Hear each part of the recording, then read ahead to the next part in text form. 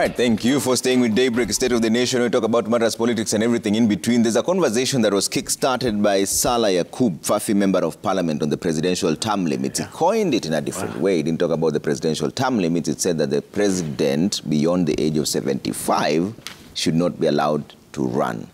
Silvano said, and come back to you again on this, there's a conversation around the public that this is something that will come up either in future or is already being talked about now. And you're on record as the majority whip. Is this a conversation that has been had or is even being tolerated on your side of the divide? Get it from me. That is fantasy thinking. The Fafi Member of Parliament, as I said on record, should find a better way to possibly look for fame and stuff like that. And when I met the president the other day, I realized that he doesn't even remember his name. Something came up on TV when we received the president at the airport. And then at the waiting room, of course, the TV is there, and the discussion came about. It was around 9:30 there about the previous day. And the president was asking me, who is this guy? I mean, he remembers the face, but he doesn't even know his name. So the guy might have made a comment somehow, and it was picked somewhere, and when he realized that it's blowing, he noticed, he felt that, oh, this thing can make me famous, and he now started pressure on it. But listening to him, he said that it's a conversation that is talking within his cycle of friends. So who are his friends? Because his cycle of friends, he's not been in politics for some time. I mean, he's not like SG, who is Sifuna, who's been the ODM SG for some time. He's not like Kagushia, who's been a speaker. This is just a gentleman that won the seat, and I met him in Parliament the other day. He just joined us in Parliament the other day, I think 2 months ago, thereabout. His cycle of friends are so limited that if they exceed, in the political cycle, if they exceed 7, I would be surprised. Yeah. So it is not a conversation that we should actually be having now. Kenyans are struggling with so much. I mean, like, as we are discussing here, we've seen things to do with gangsters, the return of gangsters in the streets. We've seen things to do with hunger all through. I mean, that is the discussion that we should be having. It is not worth discussing now about term limits, not even about William Ruto, any other president. Okay. That will not happen. And by the way, a member of a party, I mean, every party has got leadership structures. And when you talk about the UDA in the National Assembly, the leader of the majority and the leader of the majority whip are the people who speak on behalf of the party. If it hasn't come from me or the Honorable Kimani Ichung'wah, then ignore it. It's not something that we should even be discussing. But you're saying it is a conversation that should not be had now. Should it be had in future? That's what I said. I call it fantasy thinking. He said it's a conversation he's having within his cycle. I am not part of his cycle, and the UDA party is not part of his cycle. And Mudhama, the UDA chairman, is on record. It is not something that we should even be discussing today here. Okay. We should be discussing about the economic crisis and the hunger that is facing people all over, and so many other things, and infrastructure that is almost coming to a halt. Those are the things that we should be discussing. Okay. Yes. Sifuna, do you think this is a coincidence, or is this a conversation that will be had one way or another? No, first let me say that that conversation was already had in this country. Kenyans have already had the debate on the need or desire for term limits because we had a president for life here at some point. That conversation was had in the 90s. And I think once we decided that, yes, the way to go is to be able to allow fresh ideas every so often. Because we realize that nobody has monopoly of ideas. There is no one Kenyan who then knows everything about everything and that is a president for life. But I'm telling you, I was a bit surprised that this matter was coming from an MP in Fafi, because as far as I know, Fafi is one of those regions that is facing very serious drought. I don't know that the MP can tell us now that everyone in Fafi has been fed, that they are okay now, and that now the only responsibility that is remaining is to bring constitutional reforms and not even to address the plight of the people of Fafi. He could have proposed any other constitutional amendment, including enhancing security in that region, deployment of KDF. I mean, there is like a dozen things to do, but that he chose this one. Me personally, I believe it is also, it's a red herring, you know. It's a red herring to try and distract us from serious issues like the ones Osoro is talking about. And your members must take responsibility for their pronouncements. But they say that the price for democracy is eternal vigilance. So that something that somebody is saying in a far-flung corner, you think that it is an isolated cry, could be very well, you know, reflective of thinking in certain quarters. But we want to assure them that if indeed there is any such scheme, Kenyans will resist, because we've been here before and we have no intention of going that way. So that if anybody was testing the waters, let them know that those waters are not very friendly to to such thinking. We will be there, Osoro. You know, we are just waiting. In fact, it would not be the most ridiculous idea to come from UDA. We know the capacity you have to, you know, explore the limits of power. But what we are saying is, Trevor, let us not be distracted. Even as we speak today, Kenyans are still suffering. There's a very serious drought that is going on. There is a very serious food shortage. There is people sleeping hungry.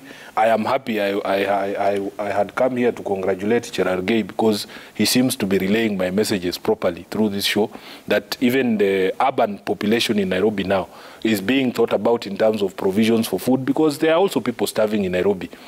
You know, last time we were here with Governor Wamatangi of Kiambu, he told us that at least in Kiambu they are getting food. I want to tell Nairobians that I attended a meeting with the regional commander here, together with Governor Sakaja and all the members of parliament in Nairobi, where we were informed that now even the urban poor, people who are facing hunger here in Nairobi, are going to be considered for support during these very difficult moments.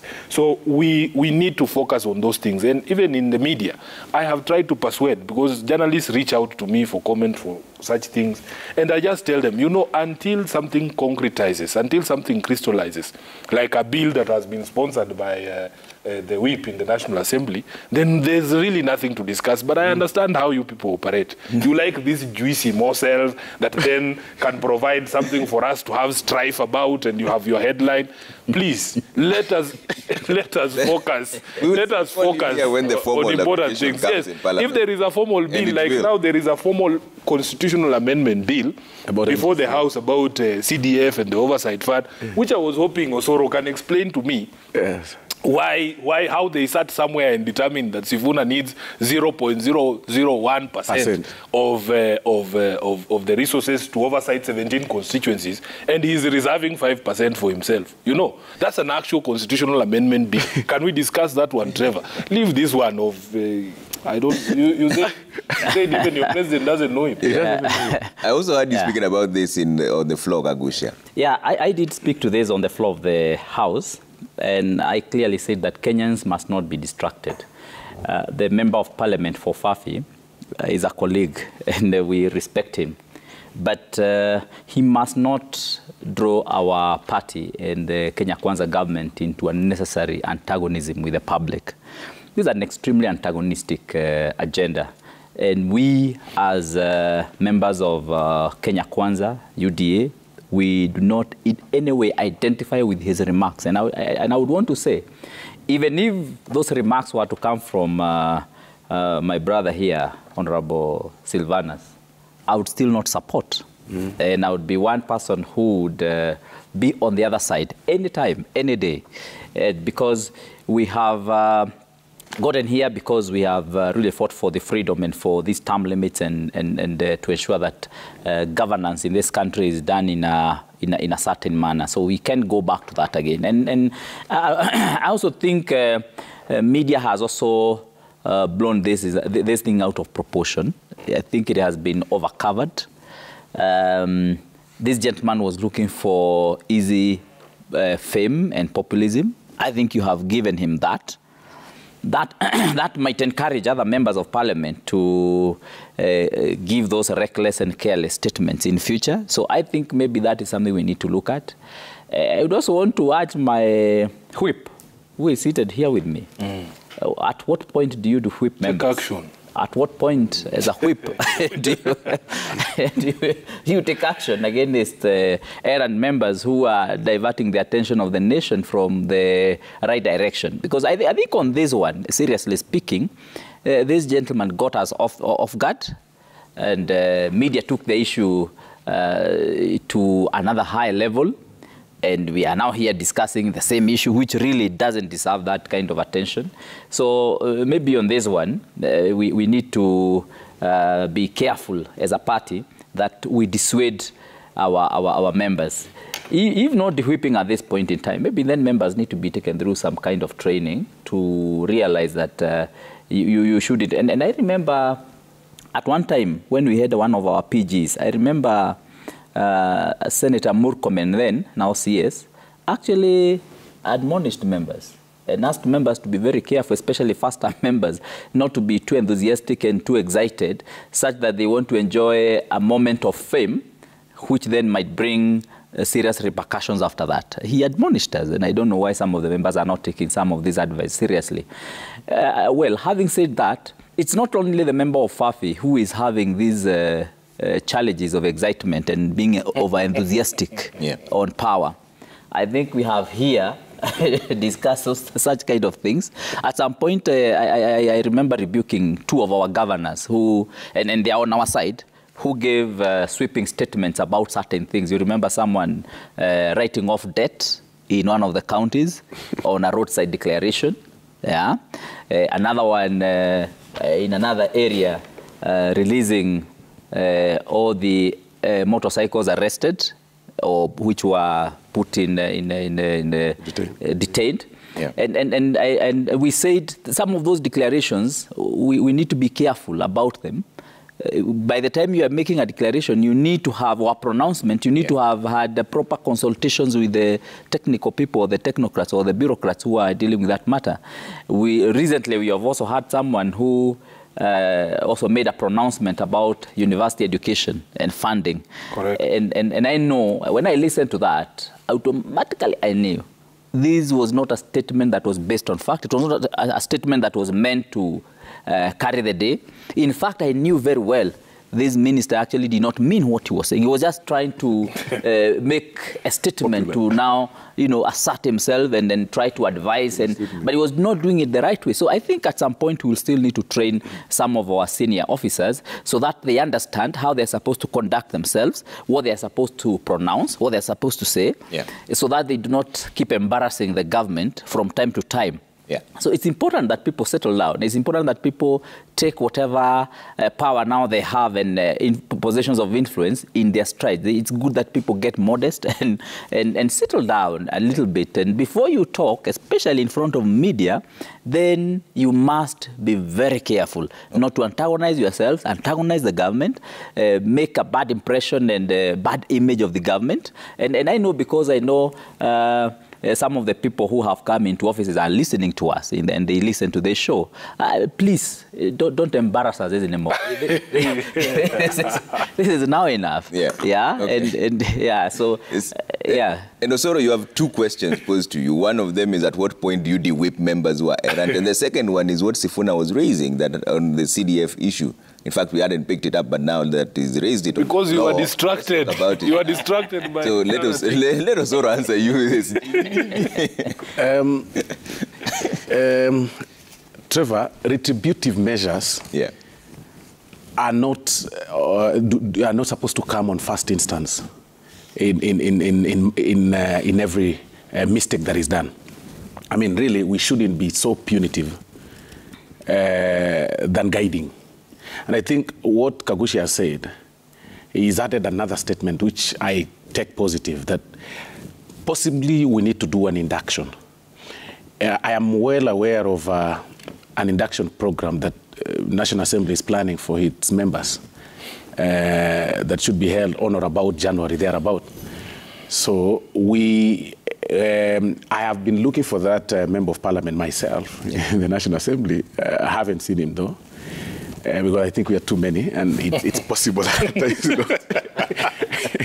tried calling his line. Of course, he promised to come to my office today. But guided by Article 33 freedom of expression, I think it's within his right to express himself. But again, we'll now guide him to limit his expression, not to, like Kagusha said, so that he doesn't antagonize himself. That is a very unpopular sentiment to make. I'm surprised that he has no ambition to grow politically, because really, as I'm seated here, at some point I want to be president of Kenya. So if you try to make somebody president for life, then you're killing my ambition. Yeah. So what I want to say is we will not de-whip him. We'll simply guide him. He is new. Had that statement come from a senior member or a person within the political cycle, who would be now discussing something different, and in any case, it would have raised eyebrows. This is a person, I mean, who comes from a constituency that has got so many challenges. Possibly we need to sit with him and show him around, tell him, you know, you need to walk around these ministries, push for water in this way. We are now working on budget ceilings. This is how we work. Place, you know, your constituency in the map. Push for allocation of some budget in your constituency for this and these schools and stuff like that. It should actually be in the Deputy President's office today, or the Interior Minister's office, to seek for aid, you know, in the relief food distribution that is ongoing across the country for his constituency. Because I had to go back to his constituency and review what challenges he faces. And trust me, the life presidency is not one of the challenges that is facing his constituency. And but from my office, we are not going to do it. It's too early to be that way. I mean, really, you can't be so harsh. All right. We also need to act. And taking from the notes of the previous administration, where I was actually de-whipped from all the committees. Yeah. And, you know, I couldn't even speak in the National Assembly, so I don't think we should go that direction. We need to guide him. All right. There's one thing I want to assure my brother Kagushia here, that you should strap in, because you are not going to stem the tide of embarrassment that is going to be caused by these people that you appointed to offices.